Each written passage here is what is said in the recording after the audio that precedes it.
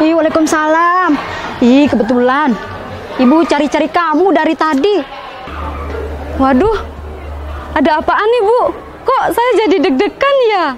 Kamu ini seuzon aja sama Ibu. Begini, bulan depan kan adanya Ibu mau nikahan. Nah, keluarganya Ibu mau buat seragaman. Maklum, apalagi ibu-ibu rempong gitu. Mau buat seragaman tapi bawahannya rok. Nah, kalau tidak salah, ibu kamu kan punya orshop ya di rumah. Bisa enggak Ibu pesan sama kamu? Wah, kebetulan sekali. Bu Yuyun juga mau pesan rok songket sama saya. Tapi kata beliau mau lihat motifnya dulu. Nah, kebetulan juga tadi sebenarnya saya mau ketemu sama Bu Yuyun untuk perlihatkan contohnya. Ini Bu. Mana? Coba lihat. Nah, kok yang seperti ini nih Ibu maksud. Tapi motifnya bisa lain enggak? Bisa banget dong, Bu. Apa sih yang enggak buat Ibu? Oke, kalau begitu Ibu pesennya 10 buah ya. Nanti ukurannya Ibu pesan lihat WA aja. Nomormu kan ada di Ibu. Siap, Bu. Ayo, Bu.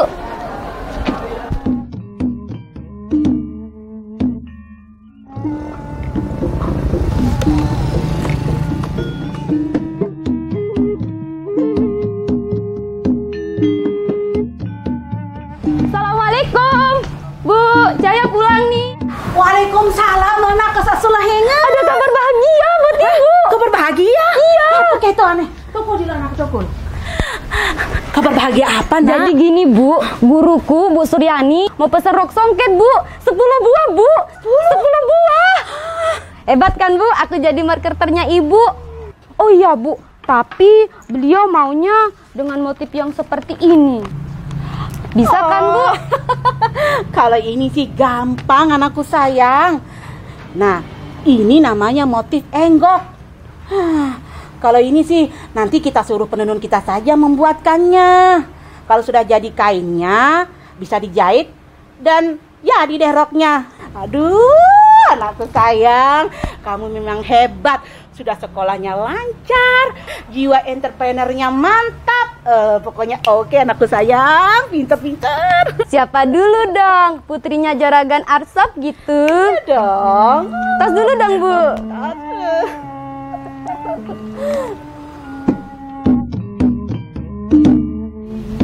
Cahya, Bu Suryani pesan songket ya sama kamu? Iya, tapi bukan kainnya saja. Beliau maunya rok songket dengan motif yang sudah beliau pilih. Jadi ya harus nunggu kainnya ditenun dulu, baru deh bisa dibuatkan roknya. Ditenun? Iyalah, benang-benang itu kan harus ditenun dulu untuk menjadi sebuah songket. Kalau songketnya sudah jadi, baru deh bisa dibuat rok. Jadi kita bisa ibaratkan fungsi yang pertama itu menenun, yang kedua itu menjahit. Aku belum paham, Cah. Coba kamu jelaskan ulang deh. Oke, aku jelaskan. Kembali ke analogi proses pembuatan rok songket dengan kedua alat, yakni alat GX dan alat FX. F bundaran GX dimulai dengan memasukkan benang sebagai masukan pertama. Lalu diproses dengan cara ditenun, maka akan dihasilkan sebuah kain songket. Kemudian, kain tersebut dijadikan masukan untuk alat FX atau dijahit. Dihasilkanlah keluaran berupa rok songket. Selama ini kita ketahui dalam pelajaran matematika, masukan disebut juga dengan domain, diproses oleh alat berupa fungsi, serta keluaran yang berupa rings. Berarti F bundaran GX merupakan hasil dari GX disubstitusikan ke FX. Misalnya soalnya begini. Diberikan FX sama dengan 3X plus 5 dan GX sama dengan X kuadrat. Tentukan F bundaran GX. Karena F bundaran GX sama dengan FGX, maka hasil dari GX yaitu X kuadrat disubstitusikan ke dalam FX, diperoleh Fx kuadrat sama dengan 3X kuadrat plus 5. Sekarang, berapakah nilai F bundaran GX untuk X sama dengan negatif 3?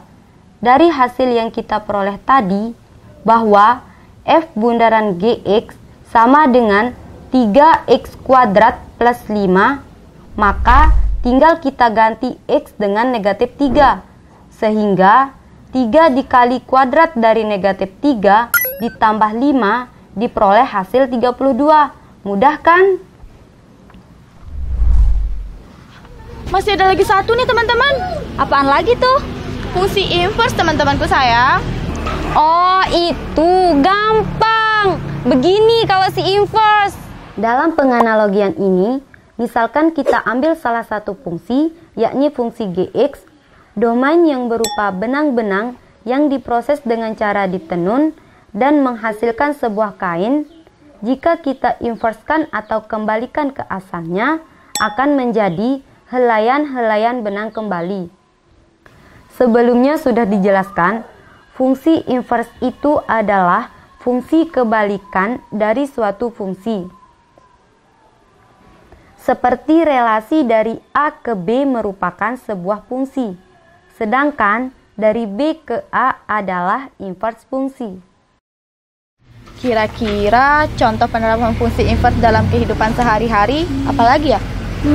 Oh iya, waktu kita ke mall hari Minggu kemarin, kita kan coba naik turun pakai lift tuh. Nah, itu juga salah satu contoh penerapan fungsi inverse dalam kehidupan sehari-hari. Maksudnya bagaimana, Tundri?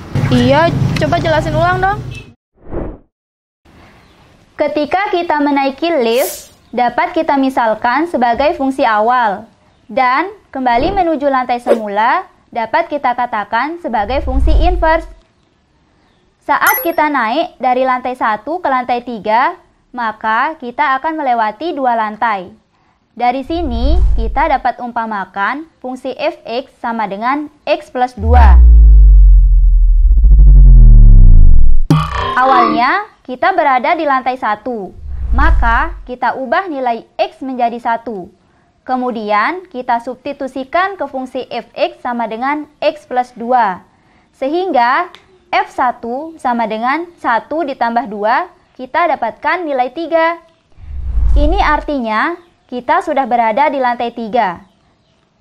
Saat kita akan kembali lagi ke lantai 1, maka kita inverskan atau balikkan fungsi semula, yaitu fx sama dengan x plus 2. Di mana kita umpamakan fx sama dengan y, maka didapatkan hasilnya adalah y sama dengan x min 2. Karena kita sudah berada di lantai 3, lalu kita substitusikan nilai x sama dengan 3 ke fungsi inverse x, maka didapatkan hasilnya adalah 1. Secara otomatis, maknanya kita pun kembali ke lantai 1. Oh, ternyata belajar matematika menyenangkan kan teman-teman? Dan tentunya dapat diterapkan dalam kehidupan sehari-hari.